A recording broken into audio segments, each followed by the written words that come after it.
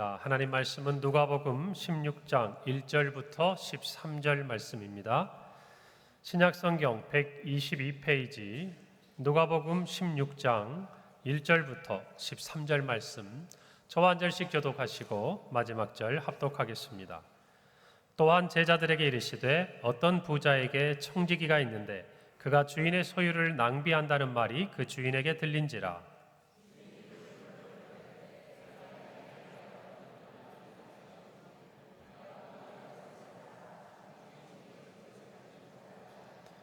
청지기가 속으로 이르되 주인이 내 직분을 빼앗으니 내가 무엇을 할까? 땅을 파자니 힘이 없고 빌어먹자니 부끄럽구나.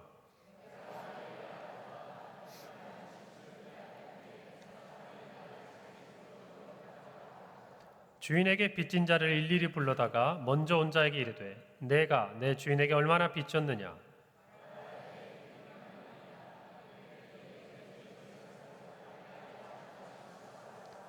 또 다른 이에게 이르되 너는 얼마나 빚졌느냐? 이르되 밀 100석이니이다.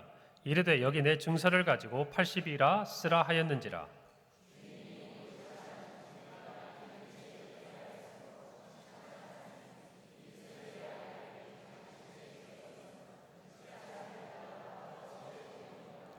내가 너희에게 말하노니 불의의 재물로 친구를 사귀라. 그리하면 그 재물이 없어질 때에 그들이 너희를 영주할 처소로 영접하리라.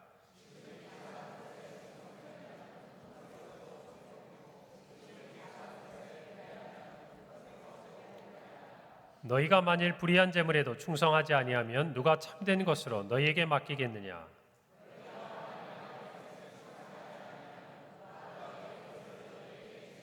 함께 읽습니다. 집 하인이 두 주인을 섬길 수 없나니 혹 이를 미워하고 저를 사랑하거나 혹 이를 중히 여기고 저를 경히 여길 것임이니라. 너희는 하나님과 재물을 겸하여 섬길 수 없느니라. 아멘. 할렐루야. 한 주간 평안하셨습니까? 대한민국에 참 여러 가지 새로운 일들이 시작이 됩니다. 그 모든 일 가운데 하나님이 이 나라를 이끌어 가시는 줄 믿습니다. 우리 여러분 함께 기도하고 또 무엇보다 정말 한국교회가 새로워지고 또 이 땅에 주의 복음이 바로 서야 이 나라의 소망이 있는 줄 믿습니다.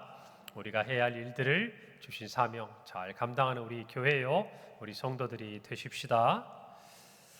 인류 최초의 우주인, 여러분 옛 소련의 유리 가가린입니다. 한번 이름을 들어보셨을 거예요. 1961년 4월 12일 그는 보스토크 1호를 타고 약 89분 우주를 비행해서 역사에 이제 기록이 되었습니다. 그런데 이 가가린이 최종적으로 이 우주 비행사로 선정되는 데 있어서 여러 명의 지원자가 있지 않았겠어요? 19명의 지원자가 있었습니다. 그리고 이 가가린이 최후의 이제 후보자로 뽑힌 것이죠. 그가 선발된 이유에 대해서 이런 이야기가 있습니다.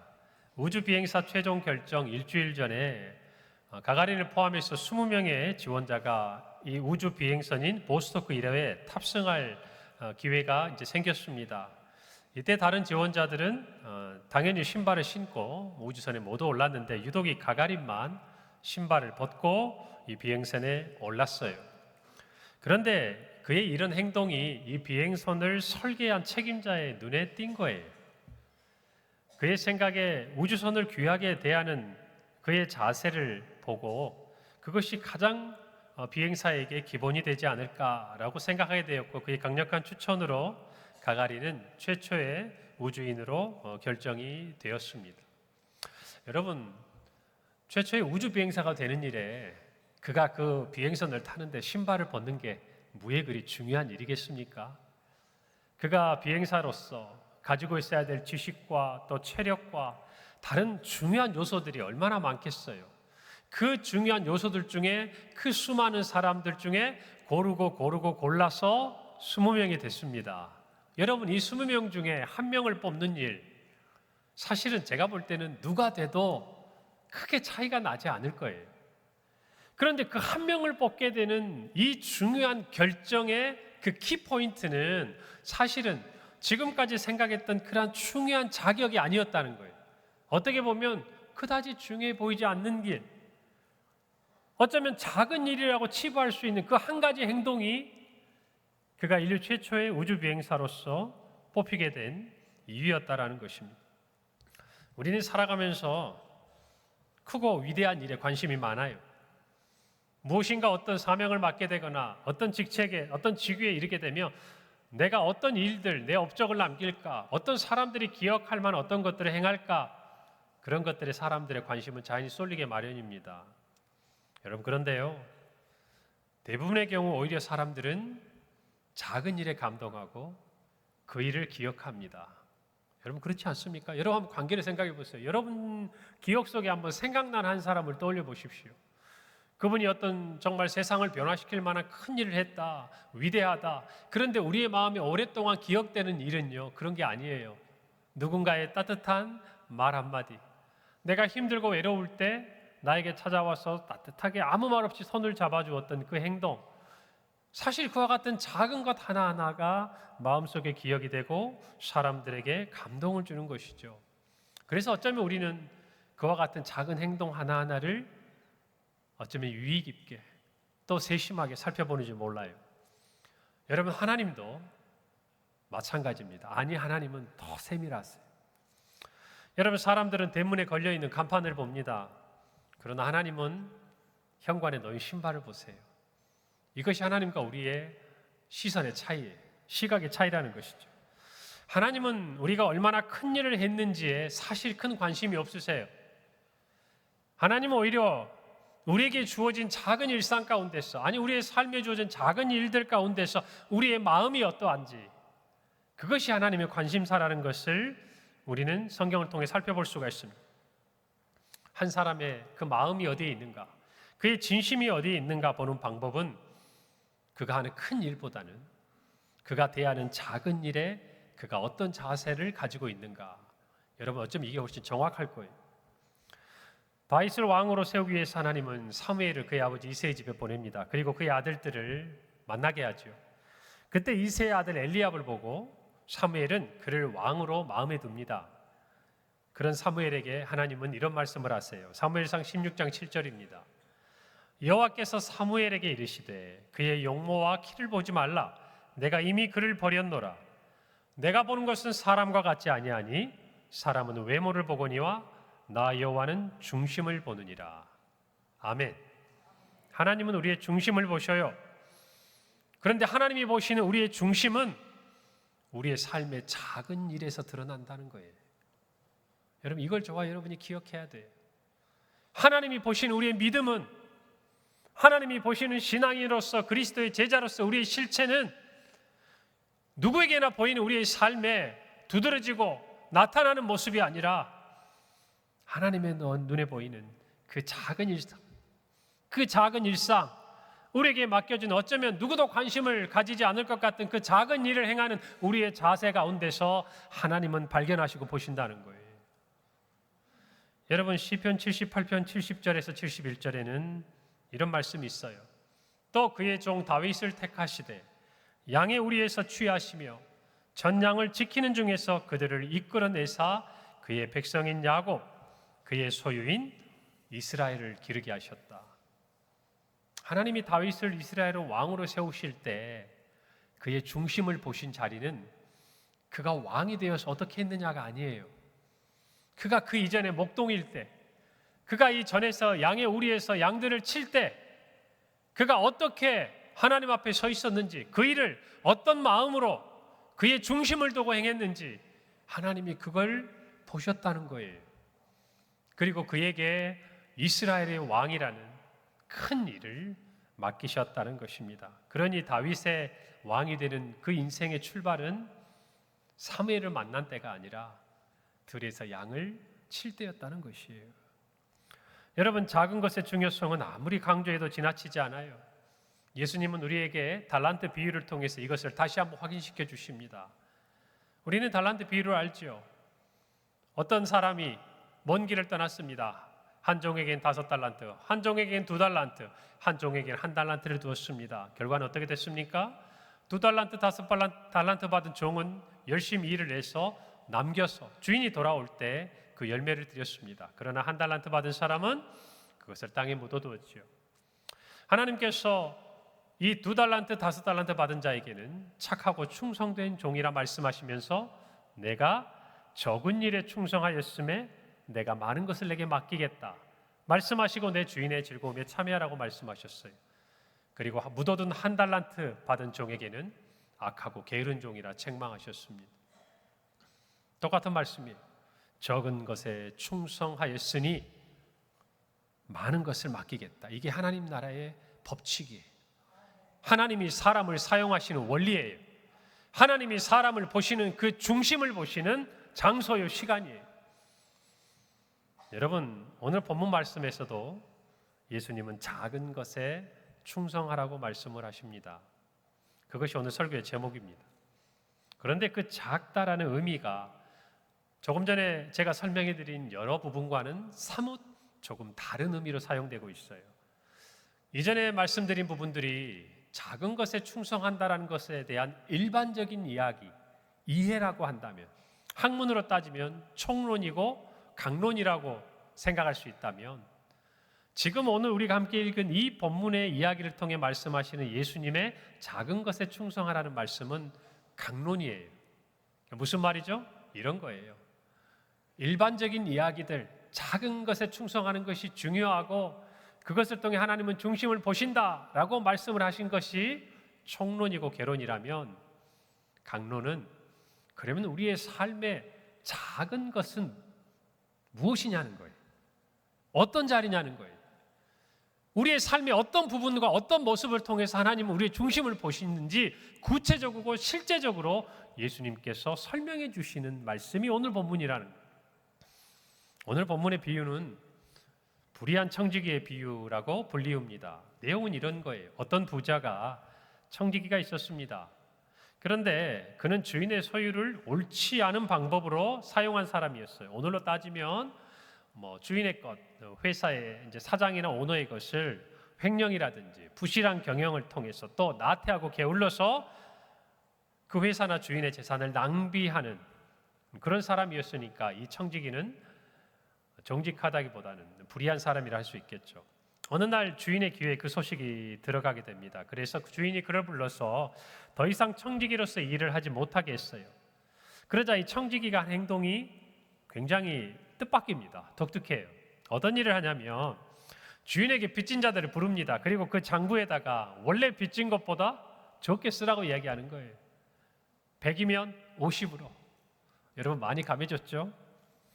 이와 같은 행동이 옳지 않습니다. 마지막까지 주인에게 종은 악한 행동을 해요. 우리 모두는 당연히 이 종에게 주인의 어떤 말이 들려야 한다고 생각합니까? 게으르고 악한 종, 더 나아가서 거짓되고 주인의 것을 망령되이 행한, 사용한 이 종이라고 이야기를 해야 옳은데 오늘 우리를 좀 당황하게 하는 성경의 말씀이에요. 오히려 이 불의한 청지기가 옳지 못한 방법으로 재물을 사용하여서 주인에게 빚진 사람들을 자기 친구로 사귄 이 일에 대해서 예수님은 지혜가 있다라고 칭찬을 하십니다. 그리고 이어진 주님의 말씀은 다음과 같아요. 오늘 10절 말씀. 지극히 작은 것에 충성된 자는 큰 것에도 충성되고 지극히 작은 것에 불의한 자는 큰 것에도 불의하니라. 자, 우리의 마음이 좀 복잡해집니다. 이게 도대체 무슨 말씀이냐? 여러분, 제가 예전에 성경을 가르칠 때 저에게 배웠던 분이 이 부분을 가르칠 때 저에게 질문을 한 적이 있어요. 아니 목사님, 정직하게 땀 흘려서 내 손이 수고한 대로 먹어야 되고, 아니 성경에도 개미에게 가서 배우라고 하지 않았습니까? 일하지 않은 자는 먹지도 말라고 했는데, 아니 옳지 않은 행동을 해서라도 자기의 미래를 도모하고 유익을 취하는 것이 지혜 있다는 게 이게 도대체 무슨 말입니까? 여러분, 이해가 잘 안 되죠? 여러분도 그런 생각이 들죠? 저도 그렇게 생각해요. 그게 맞는 생각이에요. 하나님에 대해서 조금이라도 알고 성경에 대해서 조금이라도 안다면 우리는 당연히 그런 생각이 들 수밖에 없는 것이죠. 여러분, 그런데 우리는 한 가지를 생각해야 돼요. 이 말씀은요, 비유예요. 뭐라고요? 비유라고. 사실을 적어놓은 게 아니다금. 여러분, 늘 말씀드리면 성경에 예수님은 비유로 많은 걸 가르치셨습니다. 그러면 그 비유를 사용하실 때는 이 비유를 통해 예수님이 말씀하시고자 하시는 뚜렷한 의도가 있어요. 그것을 강조하기 위해서 대비시키는 거예요. 극적으로 하는 거예요. 예를 들자면 이런 거예요. 구하는 자, 찾는 자, 두드리는 자에게 얻고 찾고 열릴 것이라고 말씀하실 때 예수님 뭐라고 말씀하시냐면 악한 자라도 자식에게 좋은 것으로 준다는 거예요. 여러분, 떡을 달라는데 돌을 주는, 또는 생선을 달라는데 뱀을 주는 부모가 없다는 거예요. 그 다음에 뭐라고 얘기하시죠? 하물며 하늘에 계신 너희 아버지께서 구하는 자에게 좋은 것을 주시지 않겠느냐. 이 말씀은 무슨 말씀을 하고 싶은 거죠? 이 땅의 부모들이 자식이 떡을 달라는데 돌을 주고 생선 달라는데 뱀을 준다는 말씀이 아니잖아요. 하물며 이렇게 악한 부모라 할지라도 이와 같은 행동을 하지 않는데 하나님은 말에 못하겠냐. 결국 이 뒤에 있는 얘기를 하고 싶은 거 아니겠어요? 오늘 이 말씀도 마찬가지. 하나님은요, 한 불의한 청지기를 이야기를 합니다. 예수님은. 그리고 이 청지기의 행동을 통해서 뚜렷이 한 가지를 하시고 싶은 말씀이 주님에게는 있는 거예요. 그것을 저와 여러분은 찾아야 하는 것입니다. 오늘 이 비유 속에 주인이 칭찬한 것이 무엇일까요? 주인을 속이고 재물을 마음대로 써버린 것일까요? 이것이 아니라는 것은 저와 여러분이 분명히 이해할 수 있을 것이. 그에게 지혜롭다고 한 것은 바로 이와 같은 일 때문이었어요. 오늘 9절 말씀입니다. 내가 너희에게 말하노니 불의의 재물로 친구를 사귀라. 그리하면 그 재물이 없어질 때에 그들이 너희를 영주할 처소로 영접하리라. 예수님이 이 비유를 통해서 주인이 이 불의한 청지기를 칭찬한 것은 다른 여러 가지 말이 아니었어요. 이 재물이 불의한지 어떤 건지 그것을 이야기하는 게 아니라 그가 이 재물을 통해서 이 재물이 없어질 때에 자신의 삶을 대비했다는 거예요. 자신에게 이제 이 주인에게부터 이 청지기로 맡은 모든 것을 내려놓아야 되고 이 재물이 다 자기하고는 상관이 없어지는 그때를 알고 준비했다는 거예요. 누구도, 이 불의한 청지기도, 이 악하고 게으른 종도. 그런데 예수님이 하시고 싶은 말씀은 뭐예요? 이제 이 다음인 거죠. 하물며 하나님의 자녀고 이스라엘의 백성이고 오늘 저와 여러분이 예수 그리스도를 믿어 성도로 살아가는 우리는 어떻게 살고 있느냐, 그 말이에요. 어떻게 살고 있느냐, 우리의 삶의 앞날을 어떻게 준비하고 있느냐, 그것을 이 불의한 청지기의 악한 지혜로부터 한번 생각해 보라는 거예요. 우리는 어떤 지혜가 필요한 것인지. 여러분, 세속적인 사람들도 이 비유 속의 불의한 청지기처럼 지혜롭게 장래를 대비해요. 악한 방법으로라도. 그런데 오늘 저와 여러분은 우리에게 다가올 미래를 위해서 어떤 준비를 하고 살고 있느냐, 그 말이에요. 그래서 예수님은 이런 말씀을 하고 싶은 거죠. 너희가 이 땅에 청지기로 있을 때 미래를 준비하라는 거예요. 앞날을 준비하라는 것이에요. 언젠가 떠날 이 땅을 사는 동안 영혼을 준비하라는 것이에요. 여러분, 그런 삶이 작은 것에 충성하는 삶이에요. 그런 삶이 어떤 삶이라고요? 작은 것에 충성하는 삶. 자, 그러면 우리는 생각해 볼 수 있겠죠. 이 땅에 사는 것, 그것은 작은 거예요.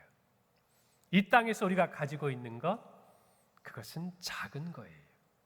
그것을 충성스럽게 사용하는 것은 이 땅에서 우리가 가지고 있는 것들을 영혼을 위해 투자하는 거예요. 여러분, 이것이 주님이 하시고 싶었던 말씀이에요. 아주 극적인 대비를 통해서. 여러분, 작은 것에 충성한다는 것은 바로 이런 의미입니다. 저를 따라서 합시다. 삶의 우선순위를 분명히 하는 것입니다. 여러분, 오늘 11절 말씀에 이렇게 기록되어 있어요. 너희가 만일 불의한 재물에도 충성하지 아니하면 누가 참된 것으로 너희에게 맡기겠느냐. 여러분, 우리는 불의한 재물이라고 하니까 자꾸 시선이 어디에 가냐면 불의한 재물, 여기에 들어가는 거예요. 여러분, 이 불의한 재물은 하물며 불의하게 얻은 재물조차라도 미래에 위해서 쓴 것이라고 하면 불의한을 떼보세요. 저와 여러분에게 주신 재물에 대한 거예요. 예수님의 이 비유는 강론이라고 그랬죠. 하나님은 작은 것을 통해서 중심을 보신다고 그랬죠. 그러면 오늘 예수님은 이 비유를 통해서 우리에게 구체적인 삶에 있어서 우리가 작은 것에 충성하는 것이 어떤 분야에서 나타나야 하는지를 실제적으로 가르쳐주고 계시는 거예요. 어떤 분야에서? 어떤 분야에서? 물질을 사용하는 분야에서. 이것은 단순히 물질에만 적용되는 것이 아니죠. 오늘 예수님이 왜 물질에 대한 이야기를 하고 계실까요? 오늘 우리는 읽지 않았습니다만 이어지는 14절에 이런 기록이 있습니다. 바리새인들은 돈을 좋아하는 자들이라 이 모든 것을 듣고 비웃었다 그랬어요. 예수님은 유대의 종교 지도자들로 하나님이 율법을 가르치고 그것을 본의되게 행한다고 사람들 앞에 자랑했던 이 바리새인들의 그 마음속에 돈을 좋아하는 마음이 있다는 것을 아셨어요. 그들은 돈을 크게 생각했어요. 그들의 인생에 중요한 것으로 생각했어요. 그들의 인생에 우선적인 가치를 뒀어요. 여러분, 그런데 예수님은요, 그 말씀에 대해서, 그 생각에 대해서 이렇게 말씀하는 거예요. 그것은 큰 것이 아니라 오히려 작은 것이라. 작은 것. 여러분, 저와 여러분이 이것을 깨달아야 돼요. 그래서 우리에게 있어서는 이 불의하다는 말보다 저와 여러분이 이 땅에서 살아가고 정직하고 땀 흘려 얻은 이 재물이지만 이것이 정말 우리에게 어떤 것이냐 하는 거예요. 정말 우리의 삶에 있어서 최우선의 가치를 두고 있는 것이냐, 그것을 작게 여길 수 있는 것이냐. 주님은 이 질문하고 계시는 거예요. 지금 오늘 본문 말씀에 불의한 재물에도 충성하지 아니하면 누가 참된 것으로 너희에게 맡기겠느냐, 이게 주님의 말씀이에요. 다시 말하면 이 땅에 너희가 가지고 있는 이 재물을 너희가 삶의 우선순위에서 가장 중요한 가치가 아니라 작은 것을 두고 충성한다면 하나님이 참된 것으로 맡기겠다는 거예요. 이것이 주님이 가르쳐주고자 하는 말씀이에요. 세상의 재물에 충성한다는 것을 우리는 제대로 해석해야 됩니다. 충성이란요, 자세도 중요합니다. 그러나 더 중요한 게 있어요. 대상이에요. 여러분, 누구에게 충성하느냐에 따라서 우리가 한 행동은 전혀 다른 평가를 받을 수가 있어요. 바른 대상, 올바른 가치, 그것을 향해서 우리가 충성스러운 자세를 가지면 우리의 충성은 빛나고 칭송을 받을 거예요. 그러나 잘못된 대상에 대해서, 여러분, 마치 정말 나치들이 그 독일을 점령하던 시대에 유대인들을 학살했던 그 명령을 그대로 따랐던 그 충성이라고 한다면, 여러분, 그 충성이 후대에 어떤 역사를 평가를 받고 있는지 우리 모두는 잘 알고 있지 않습니까? 우리에게는 충성의 대상이 중요한 거예요. 그러니 오늘의 이 말씀은 이 땅에 우리가 가진 이 재물을, 이 작은 것을 충성하라는 의미는 그 대상을 하나님께 두라는 거예요. 이것이 주님의 분명한 말씀이에요. 오늘 13절은 그것을 명확하게 말씀합니다. 지파인이 두 주인을 섬길 수 없나니 혹 이를 미워하고 저를 사랑하거나 혹 이를 중히 여기고 저를 경히 여길 것임이니라. 너희는 하나님과 재물을 겸하여 섬길 수 없느니라. 재물이 크게 보이면요, 재물을 섬기게 돼요. 그러나 하나님이 크시면 재물이 작아 보입니다. 하나님이 보시기에 이 세상의 재물은 너무나 작은 것에 불과하지만 하나님 우리에게 확인하고 싶은 거예요. 우리의 중심을 보고 싶은 거예요. 바로 재물을 대하는 저와 여러분의 삶을 통해서 우리는 우리의 중심에 하나님이 있는지 다른 것이 있는지를 확인하시는 거예요. 그래서 성도들은 이 땅을 살아가면서 물질을 사용함에 있어 그것이 하나님보다 오히려 작다라는 것을 우리의 삶을 통해서 증명해야 돼요. 더 나아가 볼까요? 우리는 우리의 시간을 통해서 우리 이 땅에서의 명예를 가지고 우리에게 주신 건강과 심지어 나아가서는 우리의 생명까지도 하나님 앞에 오히려 작은 것이라는 고백을 할 수 있어야 되는 줄 믿습니다. 그럴 때 우리는 올바른 충성을 할 수 있는 거예요. 하나님은 알고 싶으신 거예요. 물질을 통해서 하나님을 섬기는지 재물을 섬기는지. 그리고 그것이 작다고 이야기하세요. 그 작은 것으로 충성하라는 거예요. 참된 것을 찾으라는 거예요. 영원한 것을 구하라는 것이에요. 그것이 주님이 우리에게 말씀하시는 작은 것에 충성하는 거예요. 욥기 22장 24절 25절에 이런 말씀이 있어요. 내 보화를 티끌로 여기고 오빌의 금을 계곡의 돌로 여기라. 그리하면 전능자가 내 보화가 되시며 내게 고귀한 은이 되시리라. 여러분, 어떻게 보화가 티끌이 되고 금이 돌이 됩니까? 그렇게 될 수 있는 건 단 하나예요. 그거보다 더 귀한 가치를 발견했을 때. 할렐루야. 욥기서는 분명히 말합니다. 우리에게 보화보다 금보다 귀한 것은 바로 우리의 전능자 되시는 하나님이시라는 거예요. 그분이 더 크다는 거예요. 그분이 주인이라는 거예요. 우리는 청직이라는 것이. 이것을 놓치면 우리가 가진 모든 것이 다 사라지는 거예요. 작은 것에 충성하는 자에게 하나님은 큰 일을 맡기십니다. 그 일을 감당하려면 삶의 우선순위가 우리는 분명해야 돼요. 찬송가 94장, 우리가 잘 아는 찬송가. 주 예수보다 더 귀한 것은 없네. 주 예수보다 더 귀한 것은 없네. 세상 부귀와 명예와 행복과 바꿀 수 없네. 후렴 꿉니다. 세상 즐거움 다 버리고 세상 다 버렸네. 자랑 다 버렸네. 주 예수보다 더 귀한 것은 없네. 예수밖에 없네. 우리에게도 세상의 부귀와 명예와 행복이 중요합니다. 세상의 즐거움, 세상 자랑 우리도 좋아해요. 그런데 우리가 그것을 기꺼이 버릴 수 있는 이유가 있다면 단 하나예요. 세상 사람들은 그것이 삶에 있어서 중요하다고 이야기하고 삶에 중요한 가치가 있다고 이야기하고 이것이 없으면 실패한 인생이라고 이야기해도 우리가 이것들을 작게 보고 이것들을 버리면서도 기꺼이 즐거워할 수 있는 이유가 있다면 그것은 단 하나, 예수 그리스도 안에서 발견되었기 때문이에요. 할렐루야. 그분이 우리에게 그 어떤 것보다 귀하다는 그것을 깨닫는 순간 우리에겐 그것들이 작아 보이는 거예요. 작아 보여야 버릴 수 있어요. 작아 보여야 내려놓을 수 있어요. 작아 보여야 충성할 수 있어요.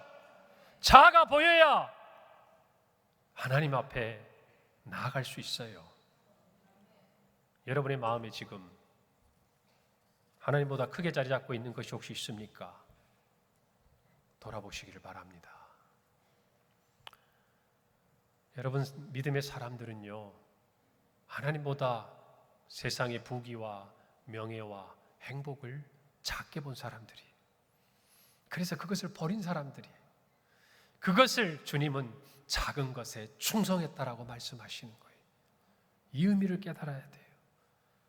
여러분, 히브리서 말씀해 보면요, 모세는 바로의 궁전에서 공주의 아들이라 칭함을 받는 것 거절했습니다. 도리어 하나님의 백성과 함께 고난을 받는 것을 잠시 죄악의 낙을 누리는 것보다 더 좋아하고 그리스도를 위하여 받는 수모를 애굽의 모든 보화보다 더 큰 재물로 여겼습니다. 그래서 버릴 수가 있었어요. 바울은 이렇게 말합니다. 빌립보서 3장 7절 9절이에요. 그러나 무엇이든지 내게 유익했던 것을 내가 그리스도를 위하여 다 해로 여길 뿐더러 또한 모든 것을 해로 여김은 내 주 그리스도 예수를 아는 지식이 가장 고상하기 때문이라. 내가 그를 위하여 모든 것을 잃어버리고 배설물로 여김은 그리스도를 얻고 그 안에서 발견되려 함이라. 그리고 더 나아가서 그는 이렇게 고백합니다. 사도행전 20장 24절이에요. 내가 달려갈 길과 주 예수께 받은 사명 곧 하나님의 은혜의 복음을 증언하는 일을 마치려 하면은 나의 생명조차 조금도 귀한 것으로 여기지 아니하였다. 우리 믿음의 조상들 선배들은 명예도 부귀도 또 이 땅의 부유함도 더 나아가 생명까지도 하나님 앞에서 작은 것으로 여겼어요. 그것이 충성이에요. 그것이 충성이에요. 여러분이 정말 하나님 앞에 여러분의 중심을 보이기를 원한다면 말뿐이어서는 안 돼요. 여러분의 시간과 여러분의 물질과 여러분의 삶의 명예와 여러분의 부귀와 행복까지라도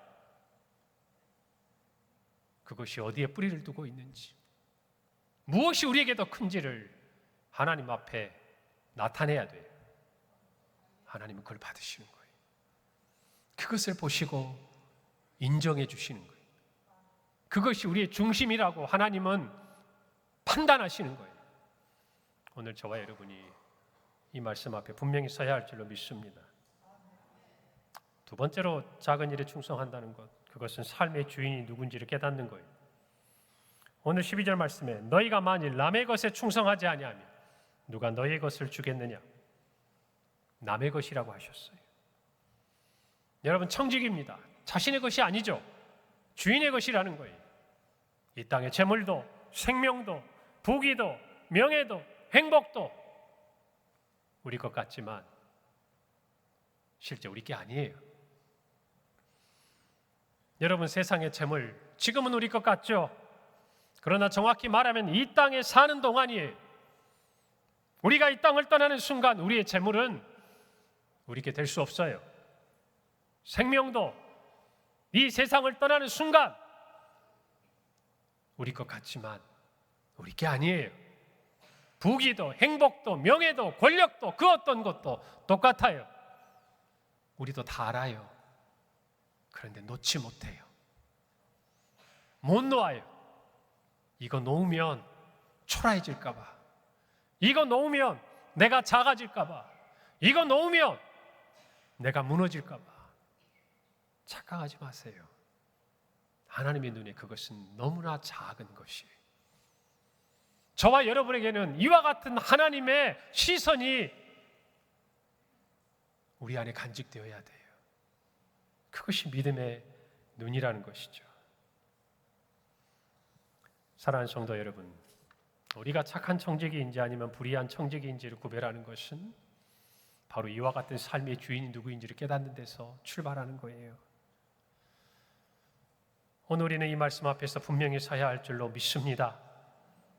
우리 모두가 내가 가진 것, 하나님이 우리에게 맡겨주신 것, 이 땅을 사는 동안 내가 가지고 있는 것이 내 것이라고 생각하고 누가복음 12장에 나오는 어리석은 부자처럼 많은 수확을 거두고 자기 곡간을 헐어서 더 크게 짓고 자신의 모든 곡식과 물건을 쌓아 놓아도 주님의 말씀처럼 어리석은 자야 오늘 밤에 내 영혼을 도로 찾으리니 그리하면 내 준비한 것이 누구의 것이 되겠느냐? 이 말씀 앞에서 우리의 삶의 주인이 누구인지를 분명히 깨닫게 되는 거예요. 자기를 위하여 재물을 쌓아두고 하나님께 대하여 부여하지 못한 자가 이 어리석은 부자와 같다고 주님은 말씀하셨어요. 사랑하는 성도 여러분, 작은 것에 충성하십시오. 이 말씀이 추상적으로 들려서는 안 돼요. 여러분이 하루를 지나며 쓰는 그 하루의 작은 얼마의 시간, 그것을 하나님께 가치를 두고 하나님이 주신 시간으로 인정하면 하나님은 그것을 우리의 중심으로 보시는 거예요. 물질도, 우리가 중요하게 생각하는 명예도, 행복도 마찬가지예요. 크고 중요한 일을 보면 나머지 일들은 작아 보여요. 바울이 하나님께서 맡겨주신 그 사명이 얼마나 크고 고귀한 것인지를 깨닫는 순간 자신의 생명조차도 귀한 것으로 여기지 않는 거예요. 자기의 모든 학문과 지식과 배움과 명예조차도 내려놓는 거예요. 재물을 잃으면 많은 것을 잃어버린 것 같죠. 낙심하게 되죠. 그러나 명예를 잃으면 오히려 내가 잃어버린 것들이 작아 보여요.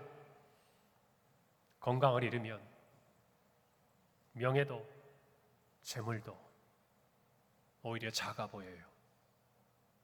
사랑하는 성도 여러분, 우리 인생의 크고 중요한 일이 무엇인지를 놓치지 말아야 합니다. 그렇게 되기를 원한다면 작은 일에 충성하십시오. 그것을 작은 것으로 볼 수 있는 믿음의 눈이 필요해요. 우리 평강의 모든 성도들이 이 믿음 안에서 작은 일에 충성하는 하나님의 자녀들이 되기를 바랍니다. 말뿐이 아니에요. 우리의 삶으로. 다윗이 그 목동으로 살 때 들판에서 양떼들과 함께 어울렸던 것처럼 가가린이 그 우주선 앞에서 신발을 벗는 것처럼 우리의 삶에 하나님이 인정하실 만한 우리의 중심이 드러나는 충성의 모습이 나타나야 하는 것입니다. 우리 평강교회 귀한 일꾼들을 우리가 기도로 준비하고 있습니다. 당회가 기도하며 추천하고 모든 분들의 동의를 밟아서 여러분 앞에 그 후보자들 내어놓았습니다. 이 일은 하나님이 이룰 겁니다. 적어도 그 자리에 주님을 섬기겠다고 나오신 모든 분들은 작은 일에 충성하는 자들이 되어야 할 줄로 믿습니다. 더 나아가서 우리 모두도 한결같은 믿음으로 주님 앞에 그와 같은 삶의 모습을 보이는 교회가 되고 성도들이 되기를 기대하고 소망합니다. 기도하겠습니다. 하나님 은혜를 감사합니다. 오늘 주신 말씀을 생각합니다. 우리의 믿음의 눈을 열어주시기를 원합니다. 세상의 것들, 작은 것들, 그것들로 그것이 하나님의 것이고 참으로 우리의 삶의 우선순위가 하나님께 있다고 하나님께 충성을 보이는 우리의 삶의 자리와 모습이 되게 하시기를 원합니다. 우리 모든 성도들 삶의 우선순위를 분명히 하고 삶의 주인이 하나님인 것을 깨닫고 우리의 삶의 자리에서 작은 것에 충성하게 하옵소서. 예수님의 이름으로 기도합니다. 아멘.